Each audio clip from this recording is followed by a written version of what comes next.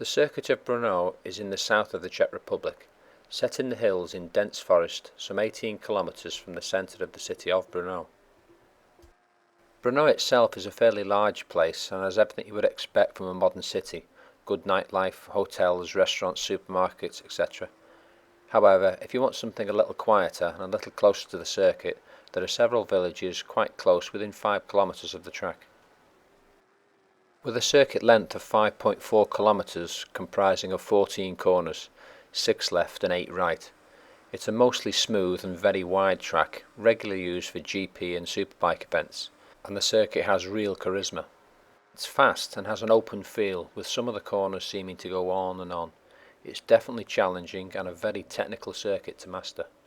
As the track is so wide, even with such a small camber, from the apex of some of the corners, it's not always possible to see the drift out curb or the edge of the track until you're roughly halfway across the track, so it's well worth spending time working out good reference points for these sections.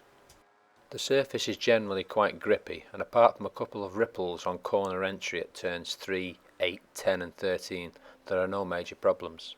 Generally you have good visibility through all the corners, with the exception of the exit of turn 10 and the entry into turn 11. There is a large elevation change towards the bottom part of the circuit, which means from the furthest point back to the finish line it's up a long hill, aptly named Horsepower Hill.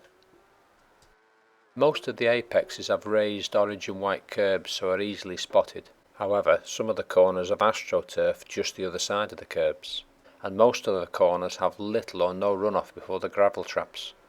So if you run wide or off the track, you haven't got the tarmac runoff like on some of the more modern circuits. So keeping it on the tarmac is undoubtedly the best option here. The garages are large but have a wire cage wall separating them, so they can be quite noisy as a result. However, they've got plenty of power points and a washing basin in them.